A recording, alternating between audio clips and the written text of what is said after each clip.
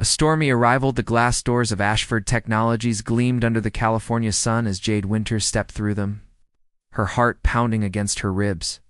In her arms, wrapped in a soft blue blanket, 2-month-old Oliver slept peacefully, completely unaware that his life was about to change forever. The security guard at the front desk looked up from his monitor, his professional smile faltering when he noticed the exhausted woman. With a baby carrier and determination blazing in her eyes, Jade had rehearsed this moment 1,000 times during the long drive from Oregon to Silicon Valley. She had imagined every possible reaction, prepared for every argument, steeled herself against every form of rejection. But nothing could truly prepare her for facing Dominic Ashford, the man whose company had revolutionized artificial intelligence, whose face graced magazine covers, and who had no idea he was a father, breaking through the barriers. The receptionist, a polished woman named Michelle, eyed Jade with practiced skepticism. Visitors needed appointments at Ashford Technologies, especially ones wanting to see the CEO, but Jade refused to leave. She planted herself in the leather chair in the waiting area, adjusting Oliver in her arms, and stated simply that she would wait as long as necessary. 3 hours passed. Oliver woke, was fed, changed, and settled back to sleep. Jade's resolve never wavered.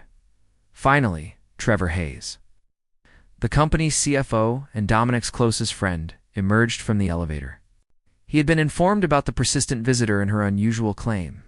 Trevor was known for his easy smile and approachable nature, the perfect counterbalance to Dominic's intensity. He sat down beside Jade, his expression kind but cautious. She told him everything in a quiet, steady voice. About Natalie, her older sister, who had worked in the marketing department 18 months ago. About the brief but intense relationship with Dominic that ended when he threw himself into a massive company expansion.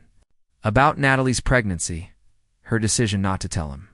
In her tragic death from complications during childbirth, face to face with destiny, Trevor led Jade to the executive floor.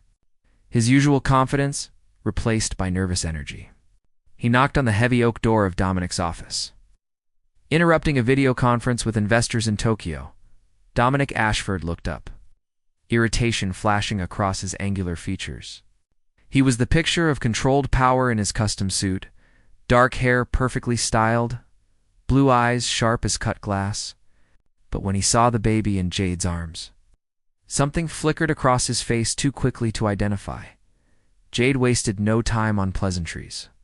She introduced herself as Natalie's sister and stated the truth plainly. Natalie had died 8 weeks ago, and this baby, Oliver, was his son. The room went silent except for the soft hum of the air conditioning. Dominic stood frozen, his mind racing through calculations and memories. Natalie. He remembered her now. The bright smile, the creative presentations. The night they had stayed late working on a campaign that became one of his company's biggest successes. He remembered more nights after that. Stolen moments before his world became consumed by the international expansion that would triple his fortune. The business partner's interruption before Dominic could respond. The door burst open. Vanessa Blackwell strode in, wearing a designer dress that probably cost more than most people's monthly rent. Her blonde hair fell in perfect waves, and her smile was razor sharp.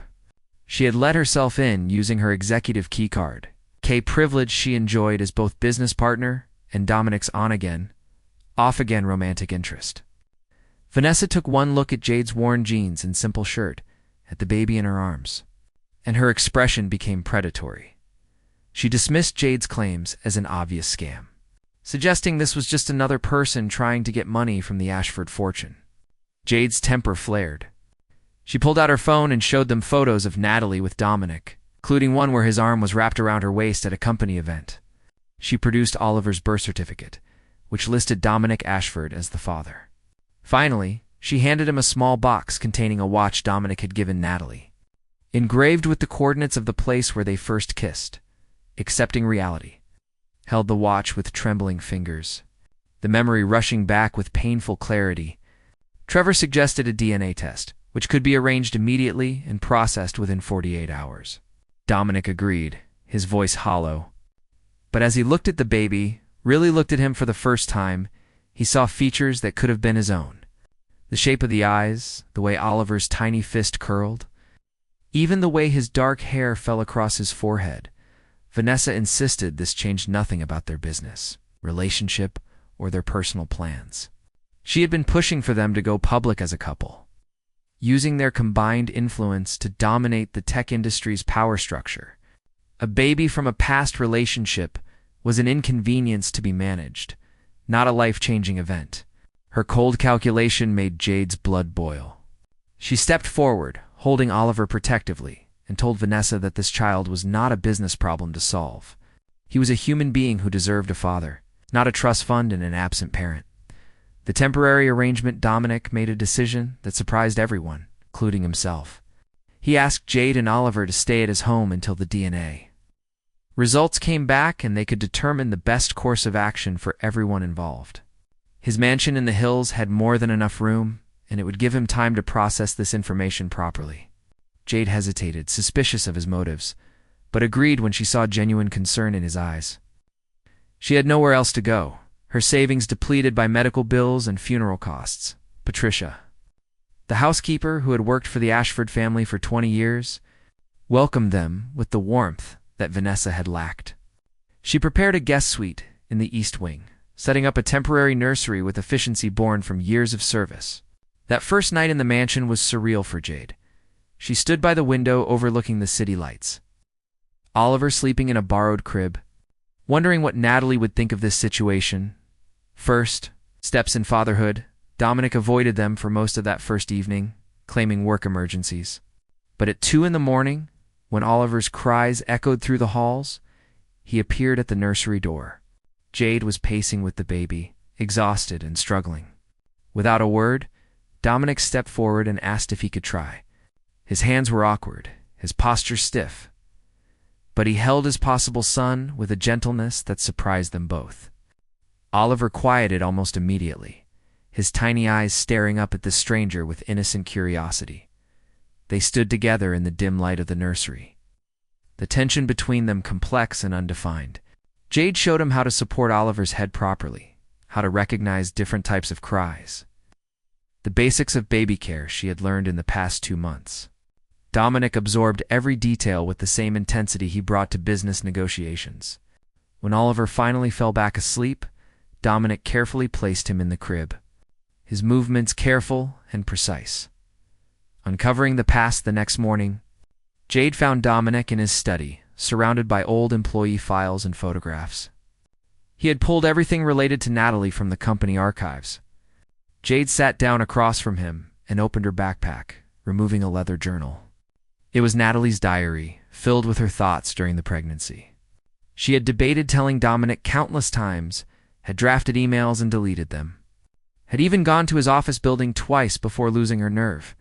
Dominic read entries that revealed a woman. He wished he had known better. Natalie had been afraid he would think she was trying to trap him, worried that a baby would damage his company during a critical growth phase, convinced that he did not want the complications she would bring. She had decided to raise the baby alone, relying on Jade's support, never imagining she would not survive to see her son grow up. DNA and decisions. Call came in the late afternoon of the second day. Trevor delivered the results in person, his expression telling them everything before he spoke the words. Dominic was Oliver's biological father with 99.9% certainty. The news settled over the room like a heavy blanket. This was real, undeniable, and would change everything. Vanessa, who had insisted on being present, immediately began discussing legal arrangements, financial settlements, and how to minimize public relations damage. Jade exploded. She stood up, her voice shaking with fury, and told Vanessa that she was not interested in money or settlements. She was interested in Oliver having a father who actually cared about him, who would be present for birthdays and first steps and all the moments that mattered. Dominic raised a hand to silence them both. He looked at Oliver, sleeping peacefully in his carrier, and something fundamental shifted inside him. This was his son, his responsibility, and possibly his chance at something his wealth had never been able to buy: a real family. The agreement Dominic proposed that Jade and Oliver stay for 1 month. During that time, he would learn how to be a father. They would work out a proper custody arrangement that put Oliver's needs first. Vanessa objected strenuously, citing his upcoming merger negotiations and international commitments. But Dominic was firm in a way she had never seen before. His son came first, and everything else would have to adjust accordingly. Jade agreed to the month, but with conditions. Dominic had to be actively involved, not just present. He had to change diapers, prepare bottles, wake up for night feedings, and truly learn what parenthood meant. That evening, as Jade gave Oliver his bath in the luxury bathroom that was bigger than her entire apartment back home, Dominic appeared at the door, asking if he could help. She handed him a soft towel and guided him through the process. Their hands occasionally touching in the warm water, their eyes meeting over the baby's head. Neither of them knew it yet. But this was the beginning of something neither had planned for, and both desperately needed. Learning. Curve the first week was chaos dressed in designer clothes. Dominic canceled 3 board meetings, rescheduled to international calls, and showed up to a video conference with spit up on his shoulder that he had not noticed. His executive team was baffled by the sudden shift in their normally unshakable CEO. Trevor found the whole situation amusing, often stopping by the mansion with coffee and donuts just to watch his best friend struggle with diaper changes like they were hostile corporate takeovers. Jade watched Dominic's transformation with a mixture of amusement and something softer she refused to name. He approached fatherhood like a subject to master, reading parenting books at 3 in the morning, taking detailed notes about Oliver's feeding schedule, and actually calling his pediatrician to verify the proper temperature for bathwater. His intensity was both endearing and exhausting.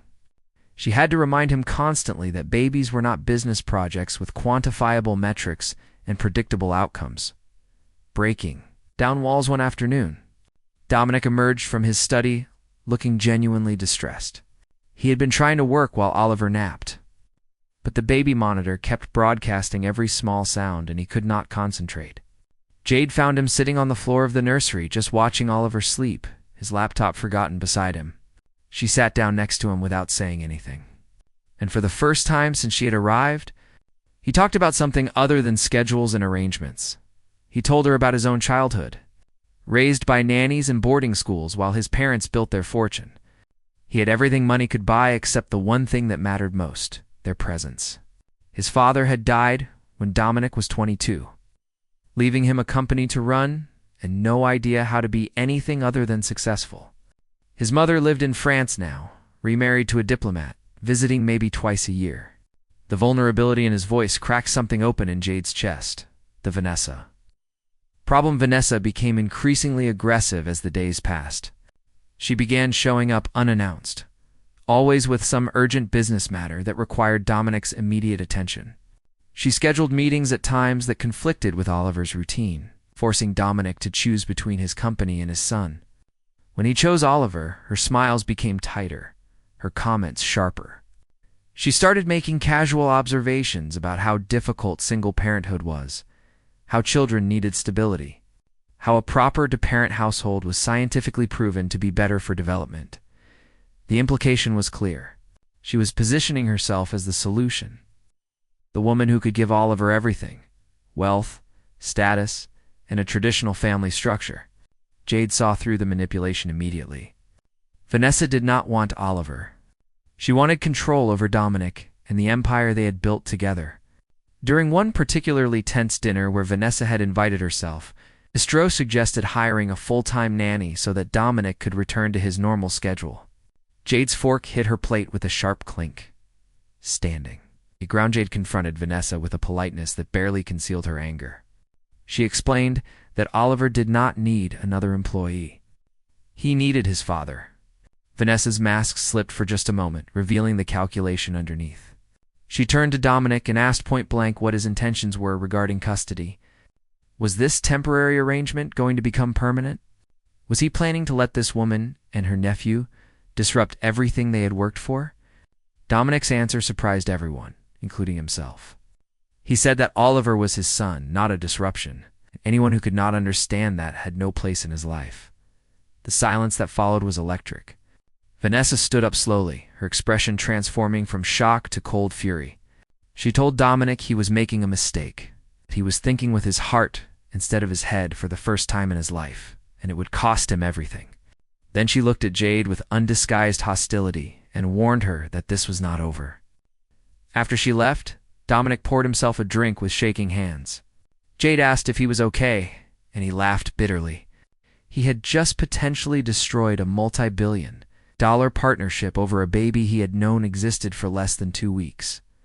Trevor's wisdom, Trevor, showed up the next morning with breakfast and his characteristic good humor. He found Dominic in the gym, punishing a heavy bag like it had personally insulted him. Trevor watched for a moment before commenting that Dominic's right hook had improved, but his decision-making was still questionable.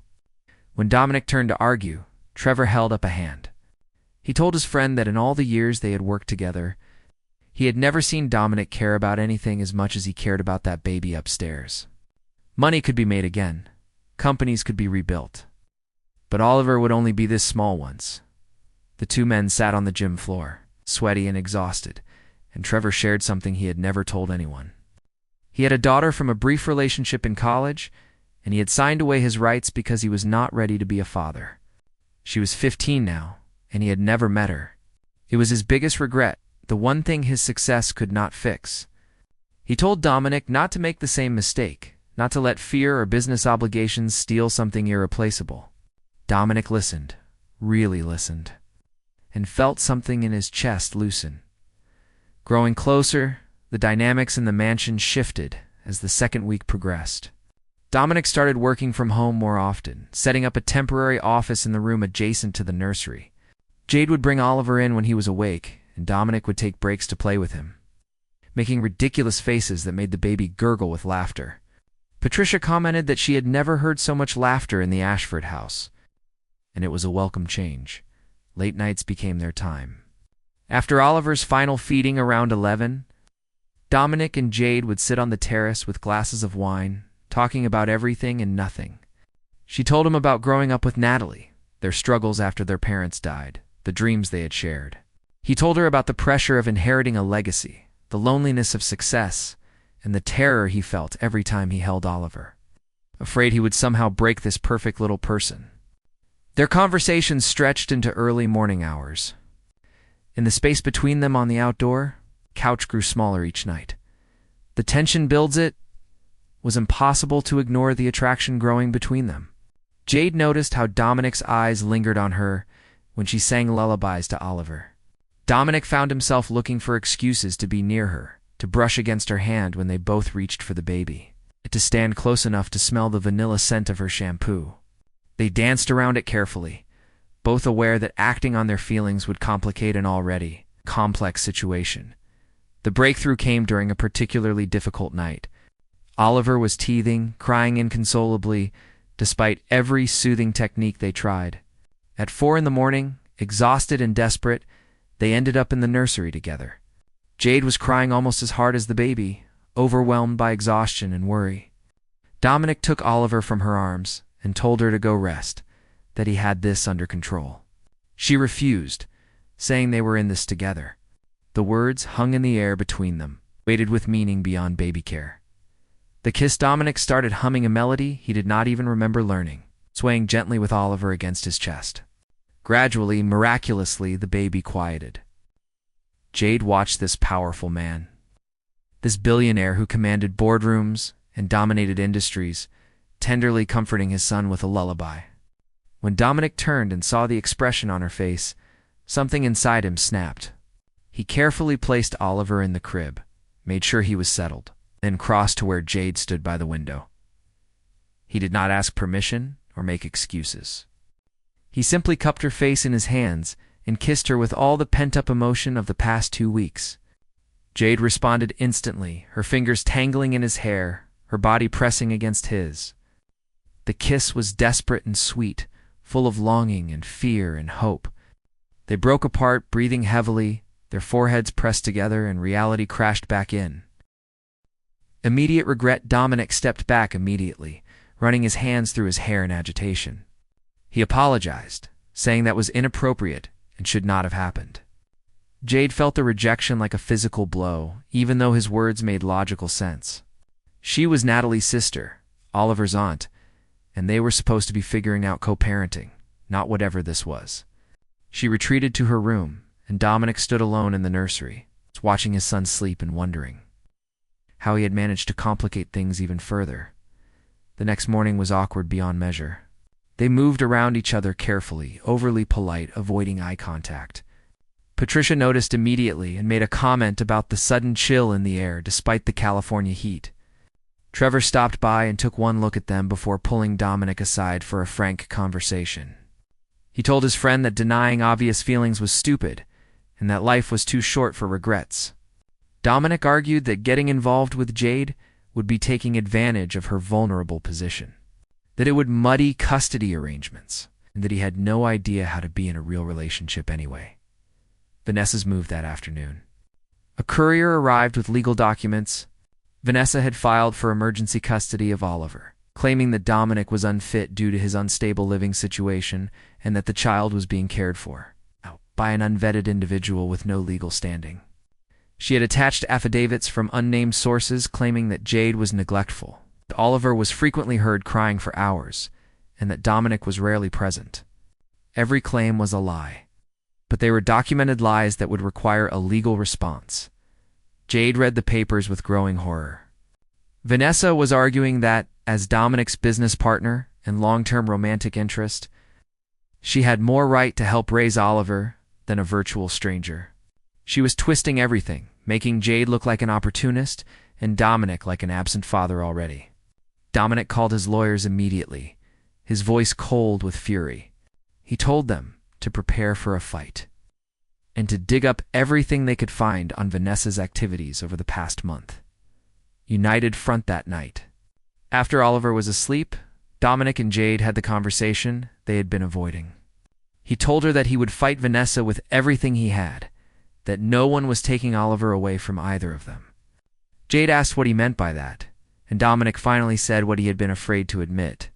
He wanted them to stay, not just for the agreed-upon month, but permanently. He wanted to figure out what this thing between them was, wanted Oliver to grow up in a real home with people who loved him, wanted a chance at the family he had never had. Jade's eyes filled with tears. She wanted the same things, but she was terrified. What if they tried and failed? What if their relationship fell apart and Oliver was caught in the middle?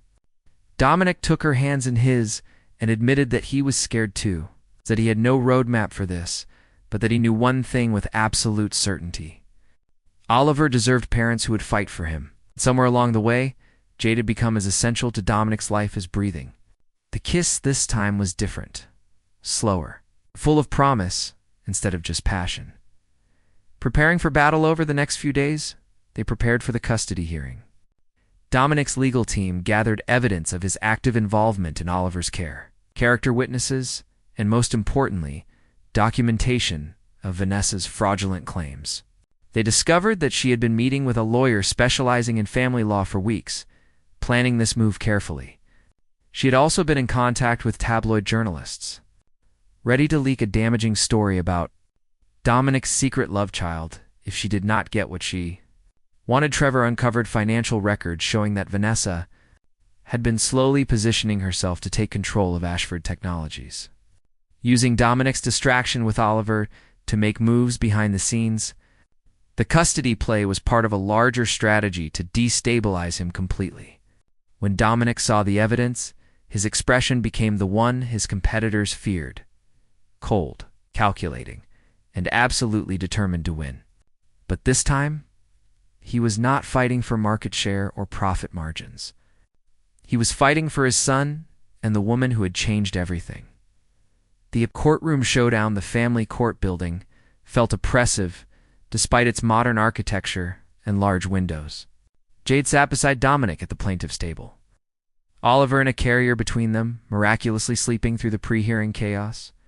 Across the aisle, Vanessa looked impeccable in a cream suit. Her lawyer, a shark in designer glasses who specialized in destroying reputations. The judge, Marianne Foster, had a reputation for being fair but tough. Someone who cared only about the child's best interests regardless of money or status. Vanessa's lawyer opened with a presentation. That painted Jade as an unstable woman who had inserted herself into Dominic's life through manipulation and deceit. He suggested that she had deliberately kept Oliver's existence secret until she could position herself advantageously, that she had no legal relationship to the child, and that her presence was preventing Dominic from providing proper stability. The implications were clear and devastating. Jade was a gold digger, using a baby to trap a billionaire, fighting back Dominic's attorney.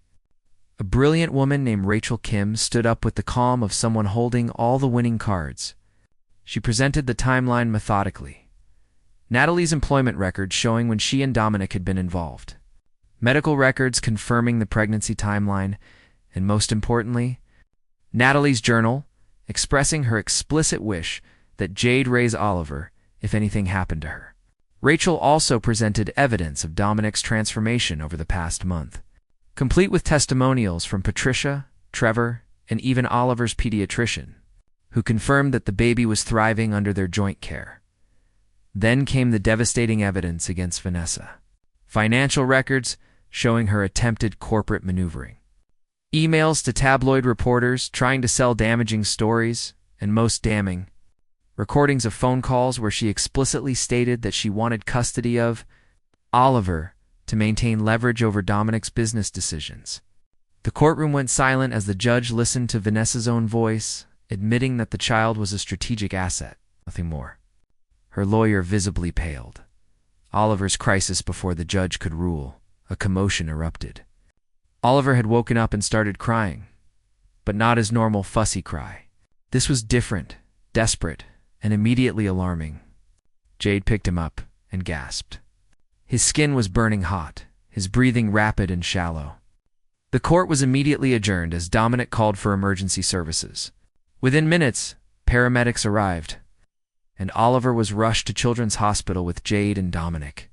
Following in a separate ambulance, Vanessa remained in the courtroom, her carefully constructed facade finally cracking. Trevor, who had been sitting in the gallery, approached her with an expression of disgust.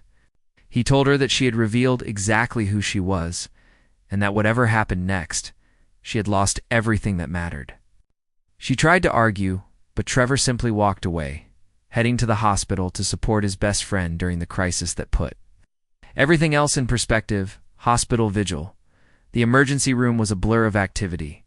Doctors and nurses swarmed around Oliver's small form, hooking him up to monitors, starting IVs, and conducting rapid assessments. The diagnosis came quickly. Severe respiratory infection complicated by dehydration. Oliver needed to be admitted immediately, possibly to the ICU, depending on how he responded to treatment. Jade collapsed into a chair, her strength finally giving out. Dominic stood frozen, watching through the window as medical staff worked on his son.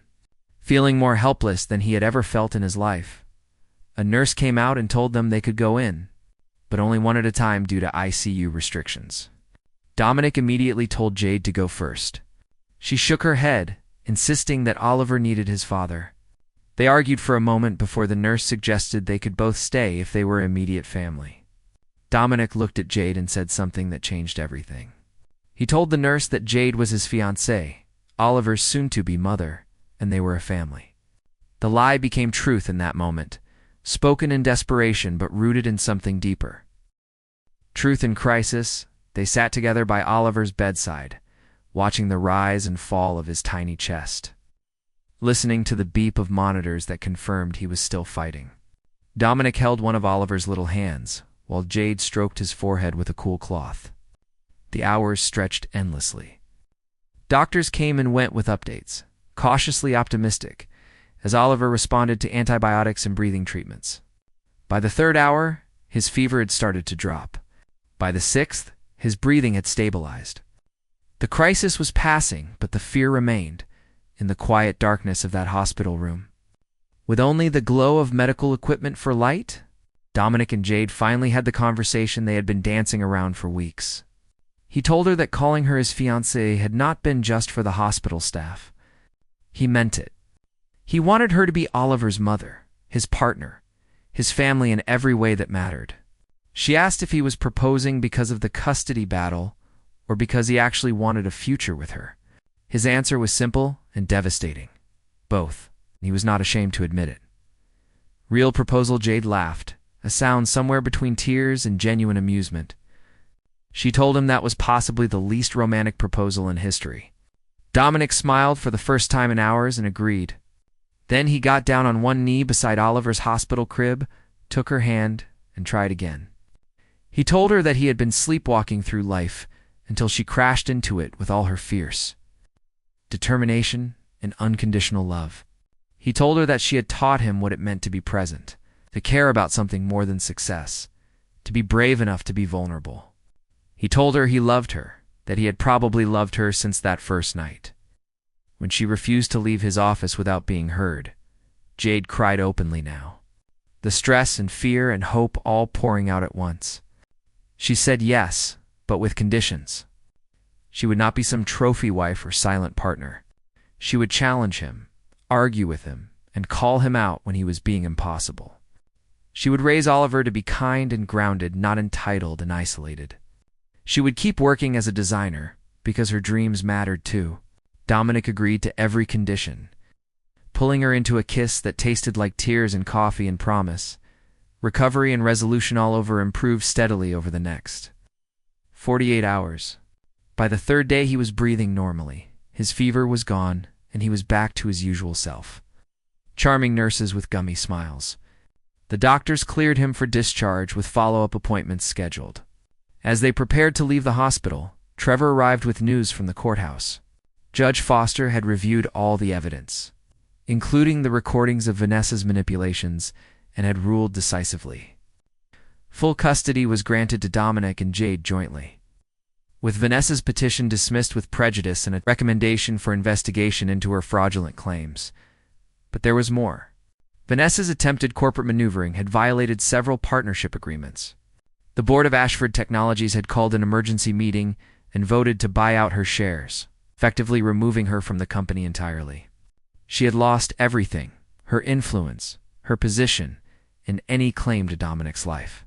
Trevor said she had left town immediately after the board vote, making vague threats about revenge that no one took seriously. She was finished. Everyone knew it. Public declaration. Dominic held a press conference outside the hospital, something he had never done for personal matters before. With Jade beside him holding Oliver, he told the assembled media exactly what had happened. He introduced his son to the world, explained the custody battle and Vanessa's manipulations, and made it clear that his priorities had permanently shifted. His family came first now, before business, before wealth, before reputation. He also announced his engagement to Jade, calling her the strongest person he had ever met and the best mother Oliver could possibly have. The response was overwhelming. Social media exploded with support, with people praising Dominic's honesty and Jade's dedication. Overnight, they became an unlikely symbol of modern family and redemption. Business publications speculated about how this would affect Ashford Technologies, but the company's stock actually rose as investors appreciated the humanity and stability that Dominic's transformation represented. Trevor joked that they should consider making family values part of their official brand strategy, building their future back at the mansion, which now felt like an actual home rather than a showpiece. They began planning their real life together. Jade insisted on a small wedding, just close friends and family. Nothing like the society spectacle Vanessa had been planning. Dominic agreed immediately, surprising her again with how much he had changed. They decided to convert one wing of the mansion into Jade's design studio, complete with the best equipment money could buy. Dominic cut back his travel schedule dramatically, implementing remote work policies that actually improved company efficiency. Patricia watched the transformation with quiet satisfaction, remembering the lonely boy who had grown into a lonely man, now finally learning how to let people in. She doted on Oliver shamelessly, spoiling him in ways that made Jade protest and Dominic laugh. Trevor became Uncle Trevor, showing up with increasingly ridiculous toys that annoyed Jade and delighted Oliver. The mansion filled with the sounds of family, laughter, occasional arguments, baby giggles, and the messy, beautiful chaos of real life. 6 months later, the small chapel overlooking the Pacific Ocean was decorated simply with white flowers and soft lighting. Only 30 guests attended, the people who actually mattered in their lives. Oliver, now 8 months old and impossibly cute in a tiny suit, sat in Patricia's lap during the ceremony, babbling happily. When the officiant asked if anyone objected to the union, Trevor joked that he objected to not being best man, which he was, causing scattered laughter. Jade wore a simple dress that she had designed herself, elegant and practical, perfectly her. Dominic could not take his eyes off her as she walked down the short aisle, her smile radiant and real. The vows they exchanged were personal and honest, promising partnership and growth. Challenge and support, love through chaos and calm. When they kissed, Oliver squealed with delight, and everyone laughed. It was imperfect and genuine, and absolutely right. The real beginning, the reception was held at the mansion, transformed by Jade's design skills into a space that balanced elegance with warmth. As the sun set over the ocean, Dominic and Jade stood on the terrace where they had shared so many late-night conversations. Oliver was asleep in his nursery, exhausted from being the center of attention all day. They looked out at the view that had witnessed their entire journey from strangers to family. Jade leaned against Dominic, feeling his arms wrap around her, and reflected on how completely her life had changed. 6 months ago, she had been drowning in grief and responsibility, terrified about the future. Now she had a partner, a son, and a life she had never imagined possible. Dominic kissed the top of her head and admitted that he had been thinking about Natalie earlier. Jade understood. Her sister's death had brought them together, and they would make sure Oliver always knew how much his mother had loved him. Forever forward, Dominic said, something that surprised them both with its simplicity and truth. He said that for years he had been chasing success, thinking that achievement would fill the emptiness inside him. But standing here with Jade, knowing Oliver was sleeping peacefully upstairs, he finally understood what success actually meant. It was not about money or power or recognition. It was about having people to come home to, about being present for the moments that mattered, about building something that would outlast any business empire. Jade turned in his arms and kissed him, tasting champagne and promise. She told him she loved him, that she was proud of him, and that she was excited to see what kind of father he would become as Oliver grew. Dominic responded that he could not wait to see what kind of life they would build together. With all its beautiful imperfections and unexpected joys, above them, stars began to appear in the darkening sky, and inside the mansion, their guests continued celebrating. But they stood together in perfect contentment. The journey that had begun with a desperate woman, a shocked billionaire, and a tiny baby had transformed into something none of them could have predicted. Love had grown in the spaces between fear and hope, between past mistakes and future possibilities. And as Dominic and Jade returned to their wedding reception, hand in hand, they knew that whatever challenges came next, they would face them together as a real family built not on convenience or obligation, but on choice, commitment, and love that had surprised them both. Oliver would grow up knowing he was wanted, cherished, and surrounded by people who would fight for him. Natalie's wish had been fulfilled in ways she could never have imagined, and her memory would live on in the family that had formed from loss and found strength in each other. This was not an ending, but a beginning. The first chapter of a story that would be written day by day, moment by moment, with love as its foundation and hope as its guide.